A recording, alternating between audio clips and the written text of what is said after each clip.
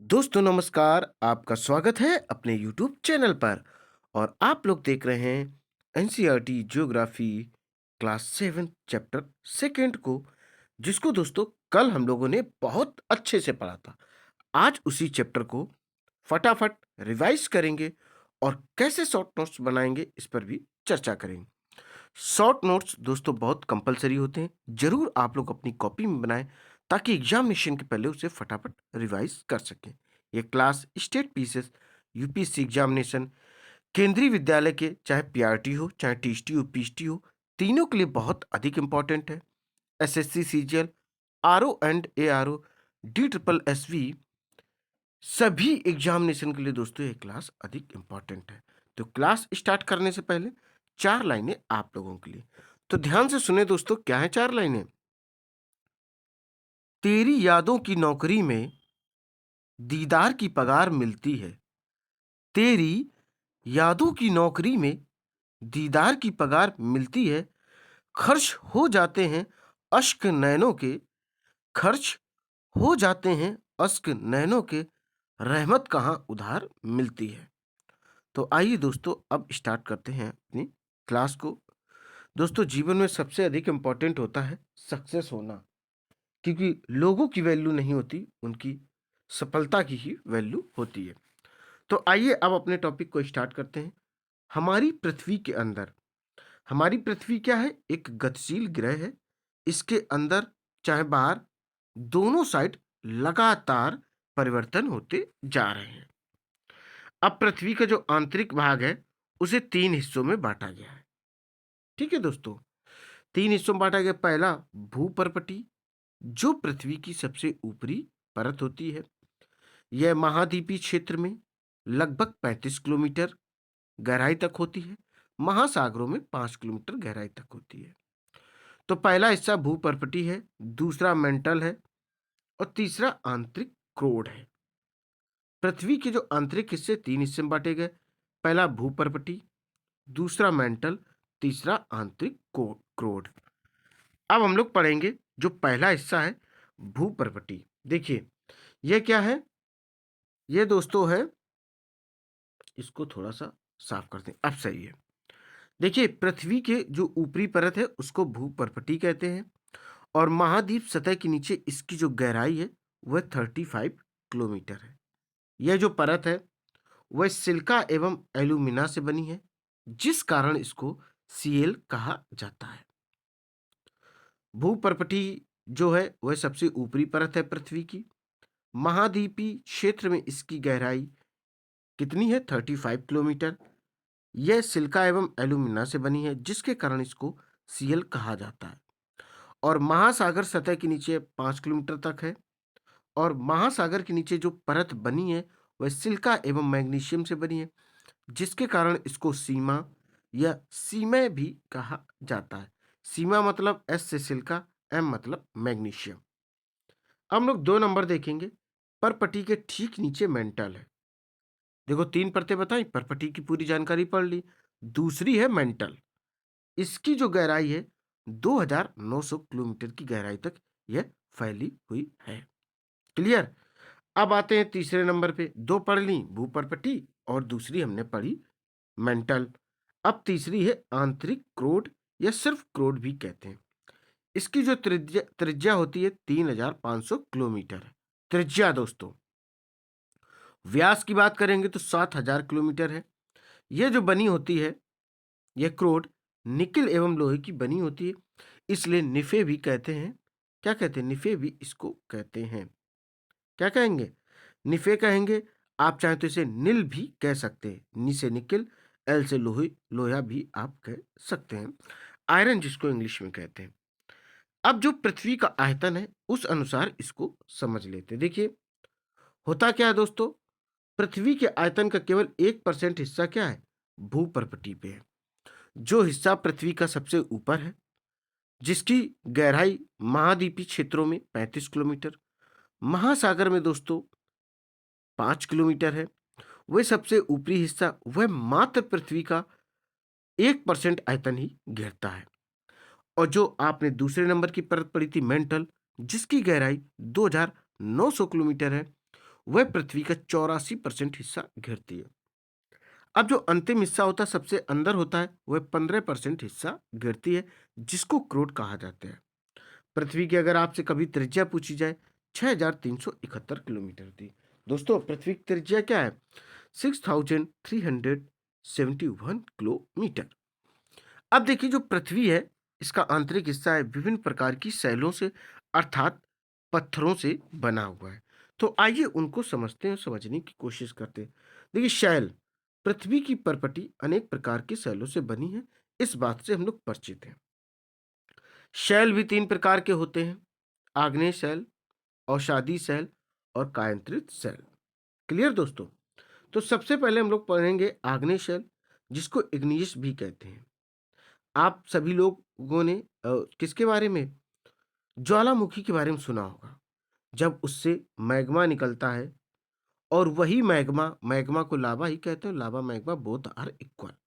जब ये निकलकर बाहर जम जाता है तो उसी को आग्नेय शैल कहा जाता है। यह मैग्मा या लावा के जमने से बनती, उदाहरण के लिए ग्रेनाइट मसाले तथा चूर्ण ग्रेनाइट से बनते हैं। बेसाल्ट दक्कन पठार बेसाल्ट शैलों से बना हुआ है। आग्नेय शैल 2 प्रकार की होती हैं, अंतर्वेदी और बहिर्वेदी। जो मैग्मा जो मैग्मा या लावा ज्वालामुखी के अंदर ही जम जाए उसे अंतर्वेदी, अंतर मीन्स क्या होता है? इंटर। तो अंतर जो जम जाए ज्वालामुखी के अंदर ही, अंतर्वेदी, और जो बाहर जम जाए उसको कहेंगे दोस्तों बहिर्वेदी शैल। और आप यहीं पर समझ लो, जैसे लावा निकला या मैग्मा निकला ज्वालामुखी से बाहर, वह जम गया, तो यह आग्नेय शैल हो गई। क्लियर दोस्तों? इसके बाद जब आग्नेय शैल धीरे धीरे टूटने लगती है, अन्य हिस्सों में परिवर्तित होने लगती है, तो वह बदलती औषाधी सेल। औषाधी सेल को जीवाश्म सेल भी कहा जाता है। जब टेम्परेचर बहुत अधिक बढ़ता है, प्रेशर बहुत अधिक बढ़ता है, तो आग्नेय सेल और जो आपकी होती हैं दूसरी दोस्तों कौन सी सेलें होती हैं आग्नेय सेल के अलावा? बताइए आप लोग फटाफट। आग्नेय सेल के अलावा औषाधी सेल, जब इन पर दबाव बढ़ता है, तापमान बढ़ता है, तो ये परिवर्तित हो जाती कायांतरित सेल में। जब कायांतरित सेल पर अधिक तापमान या दबाव बढ़ता है तो वह फिर धीरे धीरे किसमें मैग्मा और लावा के रूप में हो जाती हैं। फिर वह दोस्तों फिर किसके रूप में आ जाती? फिर वह आग्नेय सेल के रूप में आ जाती। तो देखिए अब पढ़ेंगे औषाधी सेल, जिसके बारे में दोस्तों अभी आपको हमने बताया। देखिए प्रकृति के कारकों द्वारा शैल किसी स्थान पर जमा हो जाते हैं और दबकर एवं कठोर होकर शैल बन जाते हैं। उदाहरण के लिए बलुआ पत्थर रेत के दानों से बनता है। दिल्ली का लाल किला जो बना है दोस्तों, वह बलुआ पत्थर से बना है। दिल्ली का लाल किला, जहां पर दोस्तों परेड वगैरह होती है, आप सभी लोग जानते हैं, वह किससे बना हुआ है? दोस्तों वह बलुआ पत्थर से बना हुआ है। तो ये रही थी औषाधी सेल। औषाधी सेल को दोस्तों जीवाश्म सेल भी कहा जाता है। विभिन्न प्रकार की पेड़ों की प्रजातियां हो सकती हैं या जानवर हो सकते हैं, या विभिन्न प्रकार की खनिजों की जो भंडार मिलते हैं दोस्तों, वह हमेशा औषाधी सेल में ही मिलते हैं। कांत्रित सेल को समझते हैं। आग्नेय एवं औषाधी सेल उच्च ताप या तप एवं दाब के कारण कांत्रित सेल में परिवर्तित हो जाते हैं। उदाहरण के लिए चिकनी मिट्टी जो होती है वह स्लेट में, जो चूना पत्थर होता है संगमरमर में परिवर्तित हो जाता, और संगमरमर से ही ताजमहल बना हुआ है, जो अपने देश की शान है, गौरव है। इसको किसने बनवाया था? शाहजहां ने बनवाया था, जो एक मुगल वंश के शासक थे, अपनी पत्नी की याद में दोस्तों। और यह 7वां अजूबा कहा जाता और पूरे वर्ल्ड में फेमस है। जो आपका ताजमहल है, यह उत्तर प्रदेश के आगरा शहर में स्थित है। और यह किस नदी के किनारे स्थित है? यह यमुना नदी के किनारे स्थित है। और दोस्तों आगरा ताजमहल की वजह से ही आगरा में किसी भी प्रकार की कोई इंडस्ट्री नहीं लगाई जाती, ताकि किसी भी प्रकार का कोई भी पोल्यूशन ना हो, जिससे उसकी खूबसूरती प्रभावित हो। आइए दोस्तों अब आगे बढ़ते हैं। अब देखेंगे जीवाश्म। तो जीवाश्म में सेलों की परतों में दबे मृत पौधे एवं जंतुओं के अवशेषों को जीवाश्म कहा जाता है। तो जीवाश्म क्या होता है दोस्तों? जीवाश्म होता है सेलों की परतों में दबे मृत पौधे एवं जंतुओं के अवशेषों को ही जीवाश्म कहा जाता है। इन ये देखो कोयले के रूप में हमें मिलते हैं, ठीक है, पेड़ पौधा दब गया, हजारों साल दबा रहा, तो वह पेड़ पौधे कोयले के रूप में हो सकता, या विभिन्न प्रकार के खनिज तत्वों के रूप में भी हो सकता है। लिक्विड फॉर्म में हो सकता है, उसमें मीथेन या अन्य प्रकार की गैसें भी हो सकती, या लिक्विड फॉर्म में हो सकता है तो वो पेट्रोलियम, डीजल या घासलेट इत्यादि चीजों के रूप में प्राप्त होता रहता है। तो ये रहे जीवाश्म। जीवाश्म मिलते किसमें? हमेशा औषधि सेल में ही मिलते हैं। आइए एक बार पूरे चैप्टर को देखते हैं दोस्तों, बहुत ही अच्छा चैप्टर है, अच्छे से समझें और इससे क्वेश्चन आते रहते हैं। हमारी पृथ्वी कैसी एक गतिशील है और इसके बाहर अंदर क्या परिवर्तन होते रहते हैं, और इसके 3 आंतरिक भाग होते हैं, पहला भूपर्पटी, दूसरा मेंटल, तीसरा आंतरिक कोर।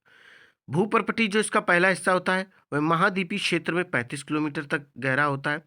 यह बना होता है सिलिका एवं एल्यूमिनियम से, जिसको Cl कहा जाता है, और महासागरीय सतह में 5 किलोमीटर तक होता है।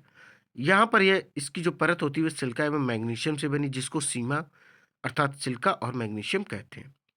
दूसरी जो परत होती है वह मेंटल होती है, जो 2900 किलोमीटर की गहराई तक फैली होती है।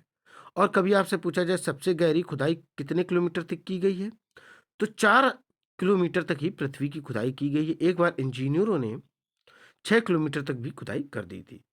और इसकी जो आंतरिक परत होती है इसको क्रोड कहते हैं। इसकी त्रिज्या लगभग 3500 किलोमीटर होती है। यह निकेल लोहे से बनी, इसलिए इसे निफे भी कहते हैं। आप लोग नील भी इसको कह सकते हैं। पृथ्वी के आयतन का जो केवल 1% हिस्सा है वह भूपर्पटी के अंतर्गत आता है, इतना घेरता है। 84% हिस्सा मेंटल घेरता है, जो 2900 किलोमीटर तक गहरा है। 15% हिस्सा जो है वह क्रोड घेरता है, जिसकी त्रिज्या 3500 किलोमीटर है। अगर पृथ्वी की त्रिज्या पूछी जाए 6371 किलोमीटर है। शैल देखिए, जो पृथ्वी की परपटी है वह शैलों से बनी है। शैल 3 प्रकार के होते हैं, आग्नेय शैल, अवसादी शैल और केंद्रित शैल। जो आग्नेय शैल है, होता क्या, जो ज्वालामुखी से लावा या मैग्मा निकलता है, बाहर जम जाता है, इसी को आग्नेय शैल कहते हैं। आग्नेय शैल 2 प्रकार की होती है, अंतर्भेदी, बहिर्भेदी। जो लावा या मैग्मा ज्वालामुखी के अंदर ही जम जाता है वह अंतर्भेदी, जो बाहर जमता है उसे बहिर्भेदी शैल कहते हैं। अवसादी शैल क्या होती है? जब यह किसी स्थान पर जम जाता है, और ये देखो होता कि जब आग्नेय शैल धीरे टूट कर छोटे छोटे टुकड़ों में विभाजित हो जाती है, और ये क्या होती, जम जाती है, तो ये दबकर क्या हो जाती, कठोर शैल बन जाती, जैसे बलुआ पत्थर। ये सब होते हैं बलुआ पत्थर से ही दिल्ली का जो लाल किला वह दोस्तों बना हुआ। कांतरित सेल क्या होता है? जब आग्नेय सेल अवसादी सेल पर हाई टेम्परेचर, हाई प्रेशर के कारण इनमें जो परिवर्तन होता है उससे कांतरित सेल बनती है। जैसे चिकनी मिट्टी से क्या बनता है? सिलेट, और चूना पत्थर से संगमरमर, और सफेद संगमरमर से ही ताजमहल बना हुआ है। जीवाश्म की बात करें दोस्तों, तो जीवाश्म क्या होता है? सेलों की परतों में दबे जो विभिन्न प्रकार के मरे हुए पौधे एवं जंतुओं के जो अवशेष होते हैं उनको जीवाश्म प्राप्त होते हैं। आपने पढ़ा होगा कि डायनासोर के जीवाश्म मिले, या किसी ऐसे जीव के जीवाश्म मिले हैं जिनकी एज 1000 साल पहले, 2000 साल पहले, या 5000 10,000 साल पहले तक की बताई जाती है। तो दोस्तों ये टेम्परेचर कह रहे हैं, सॉरी, चैप्टर यहीं पर कंप्लीट होता है। उम्मीद है आपको पसंद आया होगा। दोस्तों इस क्लास को फटाफट लाइक करें, शेयर करें और मेरी क्लास को लाइक करें। दोस्तों जय हिंद, जय भारत।